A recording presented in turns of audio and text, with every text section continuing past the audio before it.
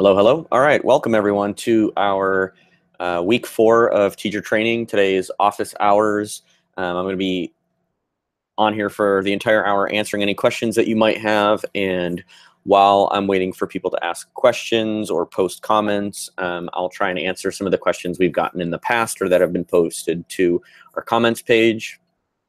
And then I'll try to cover some stuff that will be useful to you and your students during our competition this year.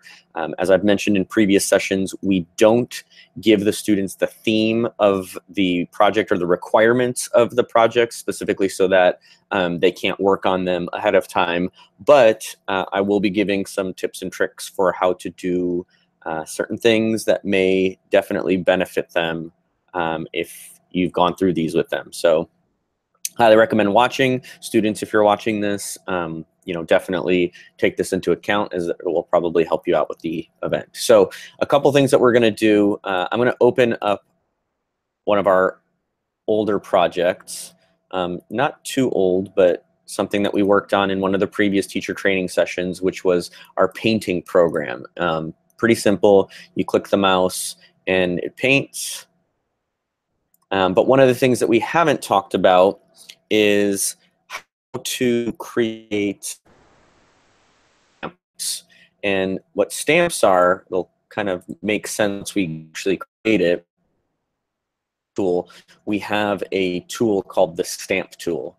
And the stamp tool basically allows you to take whatever object you currently have and make a copy of it. So I'm not going to go into much detail on exactly how you do that, but what I will cover is how to do one instance of it. So we'll basically take our pencil that we start and we'll be able to stamp it onto the canvas so that the pencil can stay on there. I'll briefly touch on how you can change costumes. We're just manually going to change them. So for example, if I have an airplane here in the costume section, I can load up more costumes by painting them, by loading them from files, or by choosing them from the library.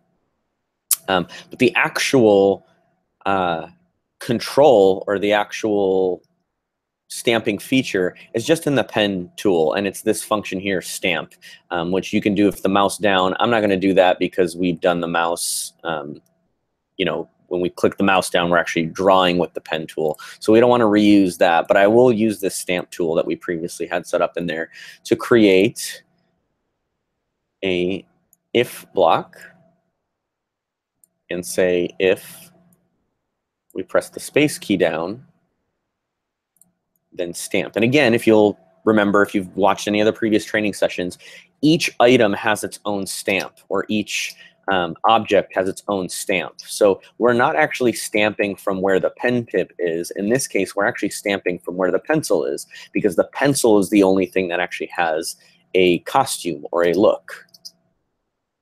Okay. Now, one thing to note about the stamp tool is that you can't move these around after the fact. So we've already talked about in previous sessions how to create clones of objects. You may run into a situation where rather than stamping something, you want to create a clone of that item. Okay. And clones can still be dragged and moved around. Okay.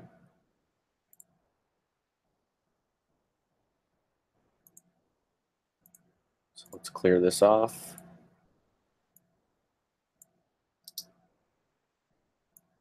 And as you can see, we can still move these clones around. Depending on how many you have or how long you've held the space button down, you may want to go back into one of our previous lessons. We talked about how to set this up so that it only does it the first time you do something, rather than doing this forever. I can also use an event here when the space key is pressed, create a clone.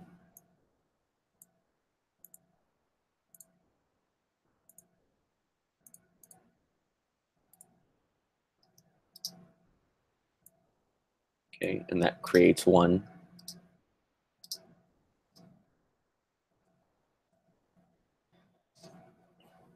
You may also want to create keys for if the pen is turned on or off. That's another one that you may want to use.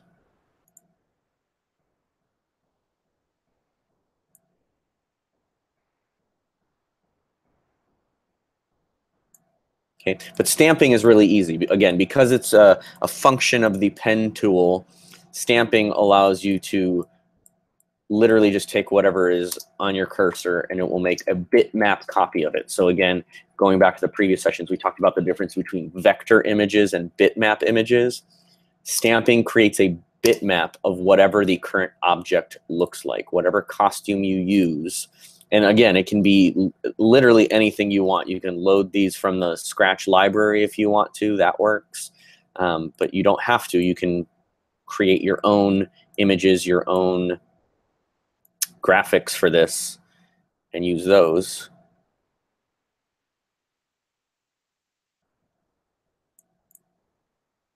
Some clouds.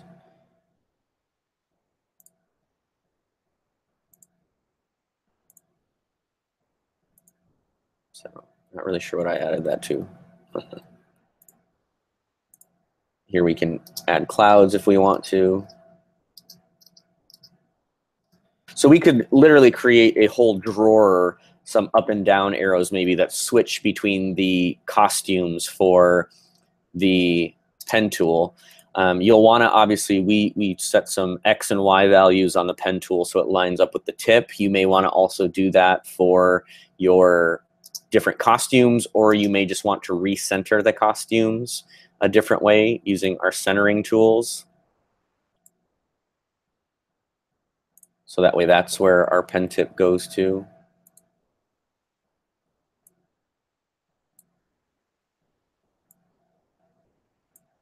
It's right there.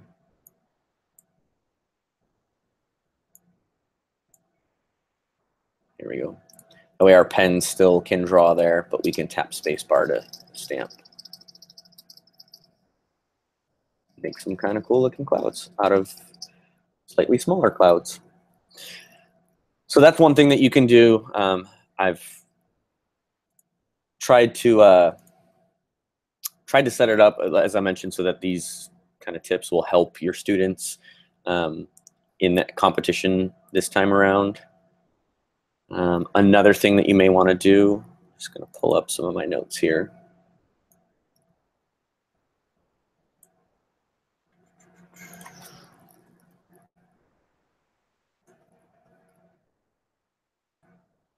Check the YouTube page also. Okay, no comments yet. So we're doing good.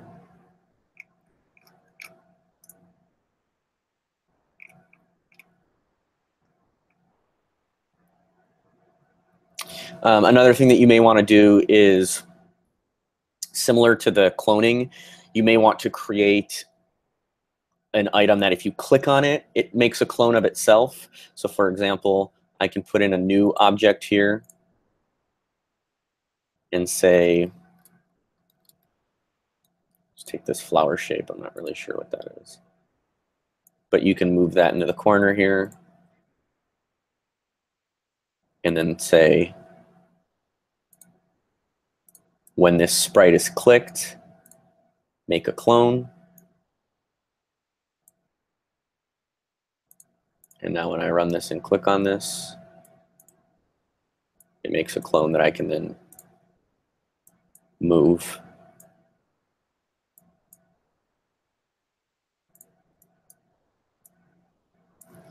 So the nice thing about this is that our clones also do the same thing because they're literal copies of this. So if you don't want that to happen, you'll have to change that. You do have ways to create lists of clones, so maybe that's another thing we can talk about. Under the data section, we've talked about how to create variables, but we haven't really talked about how to create lists. Lists are a pretty advanced use of Scratch, but essentially what they do is it's a grouping of variables that you can edit and cycle through. So I'm going to create a test list just as an example. It doesn't really matter what we name this, But lists are kind of just the way they sound. They're lists of variables. So I can add items to lists. I can delete items through lists. I can keep track of things that are lists. I can move through lists. I can show lists, hide lists. So you can change all those things. You can test to see if a list contains a certain type of item. So I can say, for example, when I click this guy, instead of cloning, I can create an item.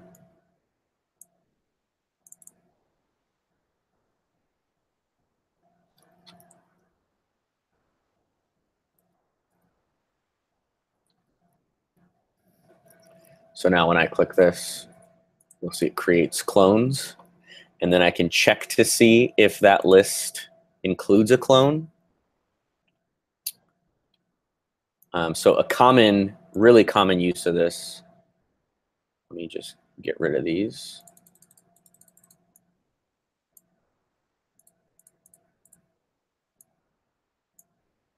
I can create names with numbers. So a common way to do this is to either, join, and then this could be a random number. Or actually, maybe we want clone number, and then that random number. So then we can insert this whole thing here. You also have positions that by default it uses numbers, but you can make or name your positions whatever you want, and then you can check to see if there is an item at that position. You can check to see if that item contains something. If I look at my list now, I have clone. Okay, I can also, instead of picking a random number, let's get rid of this.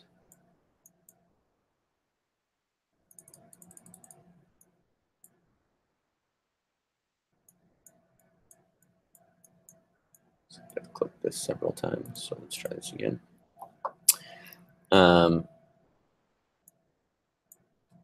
I can also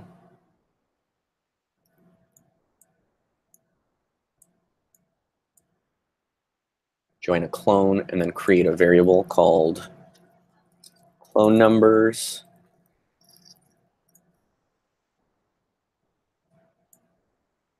And I can always set clone numbers to 0 when we start. So I can say when the green flag is clicked, set that to 0.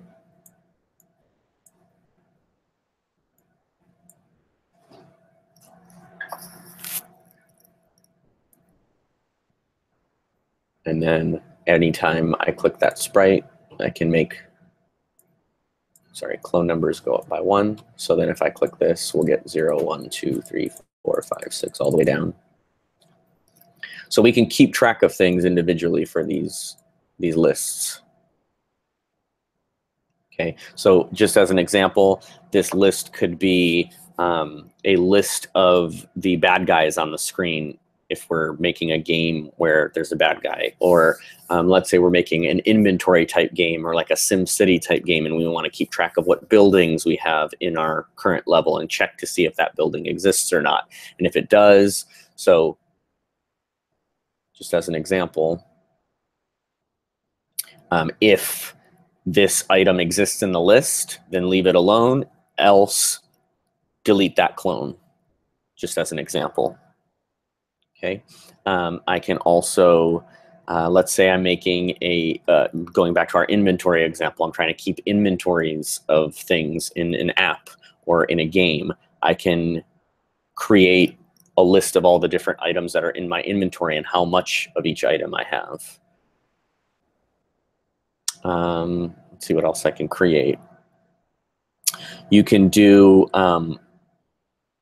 maybe it's a recipe and you want to keep track of like quantities of something. So let's say that I have a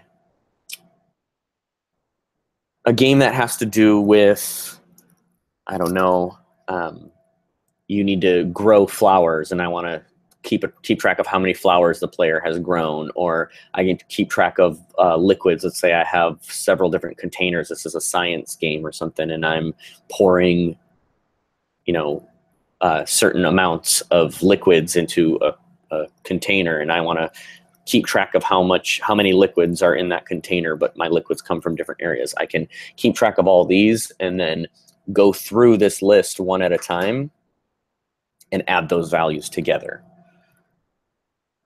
So I can use my operators to add individual list items.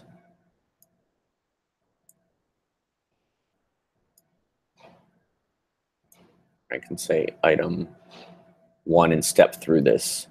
I could do a repeat 10 times, or however many number of items I have in my list, which is the length of the list. So this will go through every single item in the list and add that number to a total, for example.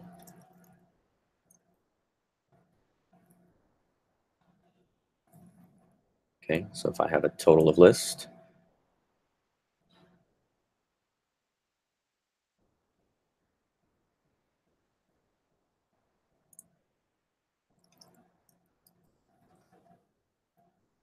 actually we have our clone numbers, so we could do that too.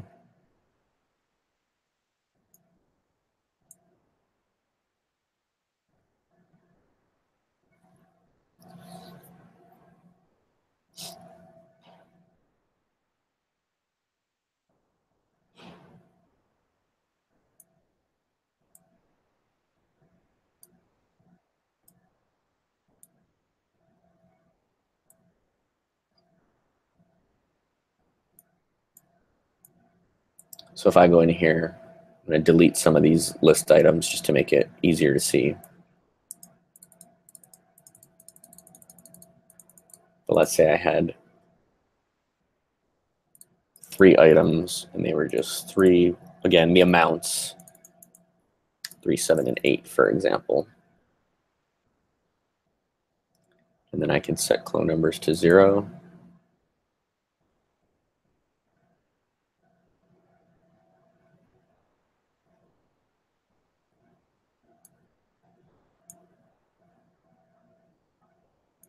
Increment clone numbers by 1.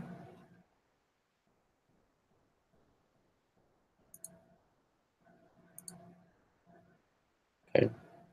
So my total list is 10 because I got the first 3 items. It looks like I missed one. So here's a common, I talk about gotchas all the time. Here's a common gotcha. I can't believe I just made this mistake. That list lengths are always, based on how many items there are in the list. So there's 3 items in this list, but numbering always starts, it always starts at 0 for any programming language that you work with. So every single list. So we actually may need to do this as list plus 1 to make sure we're looping through all the values. So let's set this back to 0. Let's set our total to 0. Okay, there we go. Let's start this, click this, and we've got 18, which is correct. Okay. Technically, we could also start clone numbers at 1, which works often. I think that this will still work if we do it that way. So let's reset these. Click. Okay. So clicking the green flag starts at 1, then goes through. You also sometimes have to subtract from 1, in order to make sure that it counts at 0. So you always want to double check to see where your lists start or where your variables are initialized at, because sometimes they'll start at 0. Most of the time they'll start at 0, but other times if you've initialized it to 1, then you'll want to do that.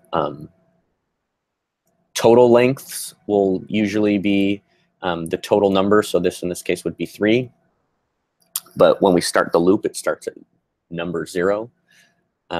We started clone numbers at 1, so our list started there too. But in most programming languages, it starts at 0. So you'll also want to keep track of that. Let's see what else is beneficial to know.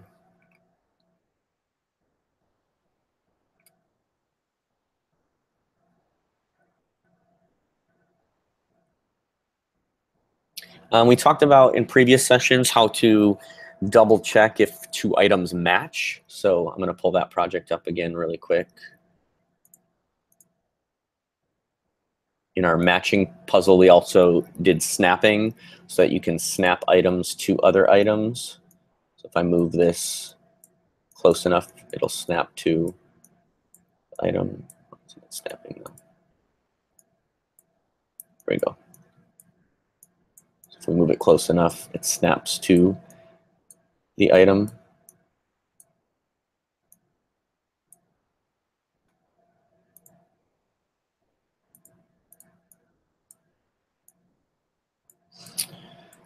Let's see what else.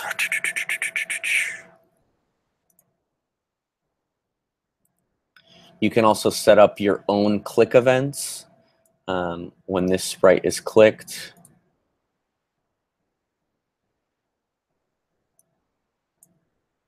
you can repeat until you let go of the mouse. So that would be a not mouse down.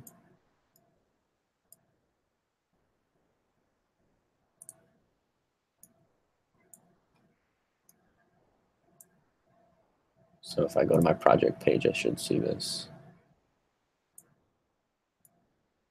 Okay, depending on where you're playing your project, that's another thing that's really, really important is Scratch doesn't let you drag and drop stuff in the end user, the player view. You can only do that if you're actually inside of a project. So this is the really, I would say probably the simplest way to make a drag and drop interface is when that sprite is clicked, you tell it to go to the mouse pointer repeatedly.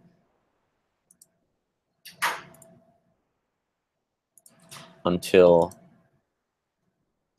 you let go. So that should allow us to click all 3 of these now and move them around.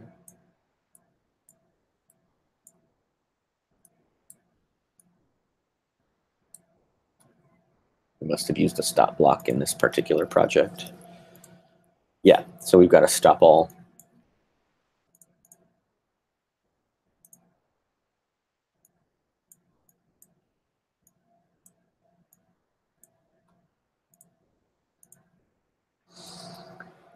So dragging and dropping is going to be important in our event. Your students will absolutely have to know how to drag and drop things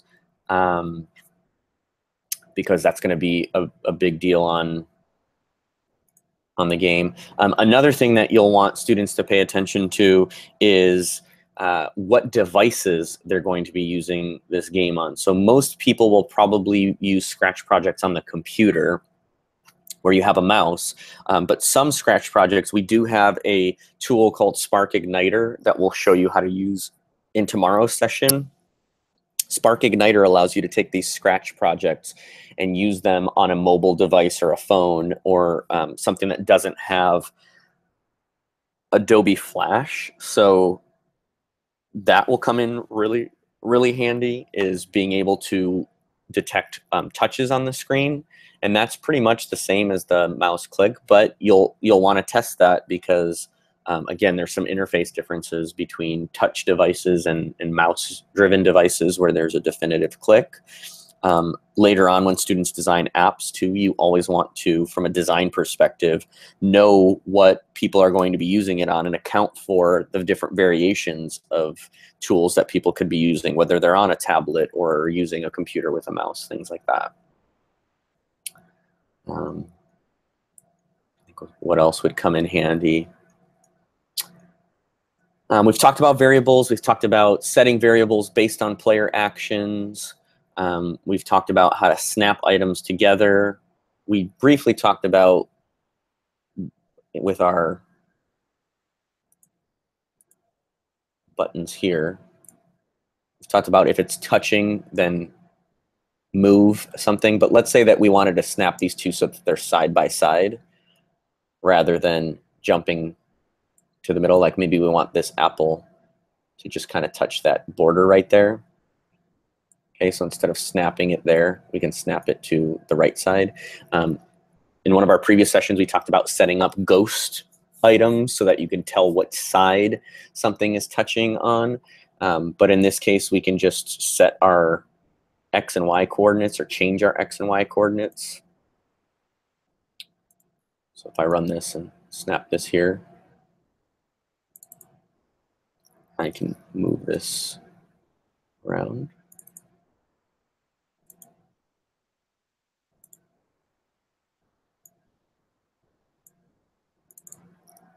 I can adjust these values until I get the right one.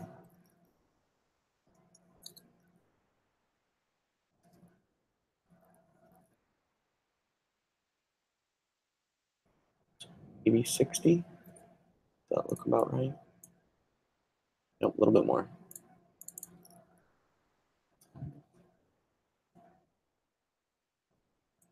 There we go.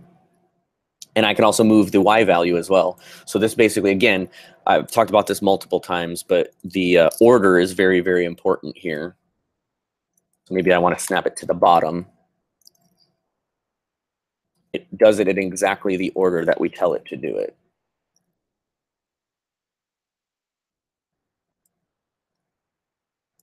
So it's really important that you're putting stuff in the right order. You also don't want to have conflicts. So for example, it's possible for me to make this apple touch both of these at the same time. Okay. And again, that's going to depend on the order of your code. That's the priority that it's going to set. So it's going to first check if it's touching the watermelon target, and if it is, then it'll jump there. But then it checks if it's catching the apple target as well. And so that one will hit second. And in this case, it'll check the third one because this one's true. It'll make those changes. This one's true. It'll make those changes. But then when all is said and done, this one's true. So it'll snap it here. Okay. In this case, this first one goes through and moves the apple, at which point this one is no longer true. Because if we're touching the watermelon at all, it'll snap to the middle of the watermelon. And then at that point, it's no longer touching the apple target. Okay. Whoop, that was the wrong one.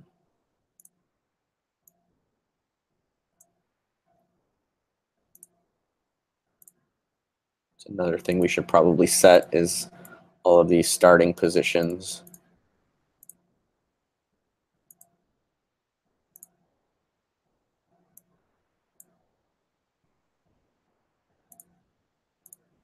Green flag is clicked. Go to, that way those reset as well.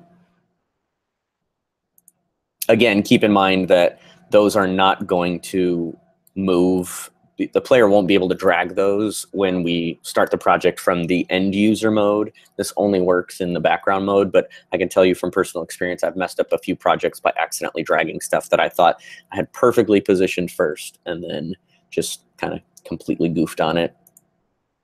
So this is always helpful to set these when the green flag is clicked.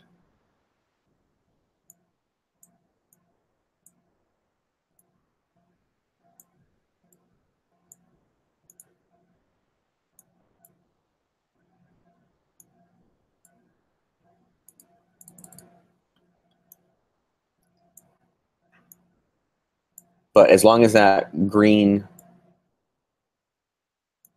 circle is being touched by the apple, it'll snap to there because that's the first item that comes in.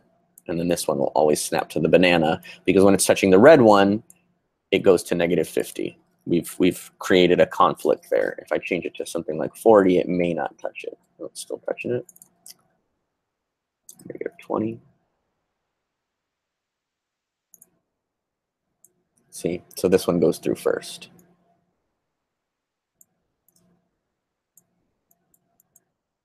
Okay, again, the only reason that happened is because if I start moving this little bit at a time, eventually I'll get it to where it's also touching the yellow, or the yellow circle, the banana target, and then it snaps and follows that code. So again, order is very, very, very important when you're doing this stuff. So it's important to kind of put that stuff together. A lot of projects that you might see, again, I always recommend looking through. If you go to the search box up at the top, you can type in drag and drop, snapping.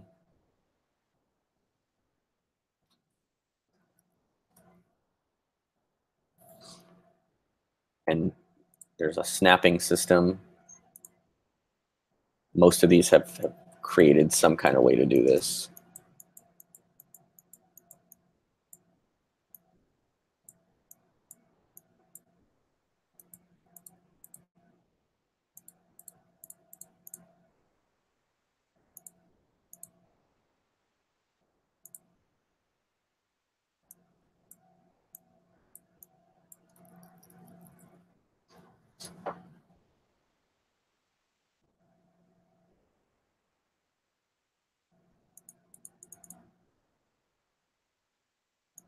So this particular one looks like it's trying to set 0, 0.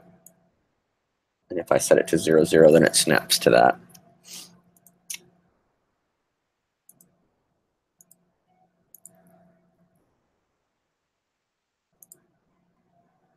But there's all kinds of stuff that you can check. There's tons of projects on here that you can look up as well.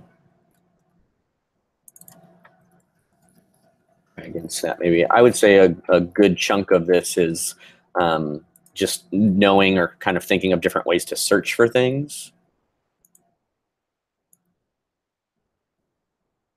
Oops, there, I did it again.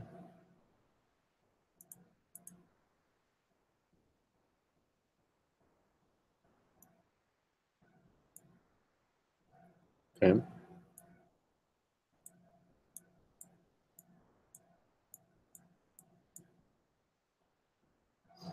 So this is checking by distance. And it looks like they have a tolerance variable that they've created. It tells how close the sprite has to be, like what the distance needs to be.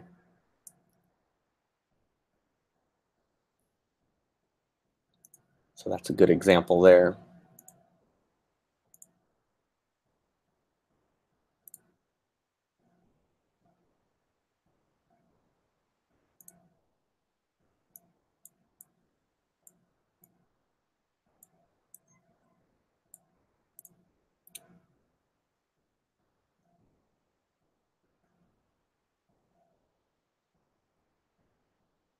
Yeah, this one looks to see if they're touching, kind of like we did in our last example. And I keep clicking those. You always want to look at the project page on these. Again, you might accidentally click on some stuff. So those are some of the things you'll want to know how to do for the event, and for your students to know how to do for the event. Again, there's going to be a lot of dragging and dropping and snapping stuff together. You'll probably want to practice some of the design skills and some of the UI skills that we talked about in one of our previous sessions. I know our winners typically are the students that plan things out, draw what their game is going to look like before they actually get into the coding, so they have an idea of how it's going to work before they actually do anything or make any changes to it. So that's always important.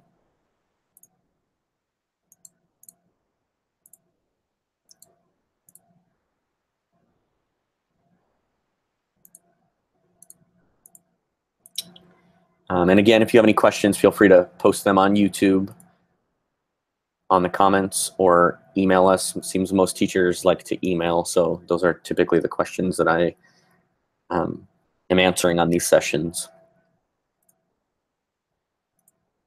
Just let me know if you have anything. Okay, so that should give you the basics. Again, tomorrow we're going to talk about some other competition-specific stuff. But today, I think we're done with the actual training. So I'll stick around and I'll leave the Hangout up for the next hour. And if anybody has any questions or wants to jump in, you're more than welcome to. I'll be stopping the broadcast, though, so that we can take questions afterwards. All right. Thanks so much. Have a good day.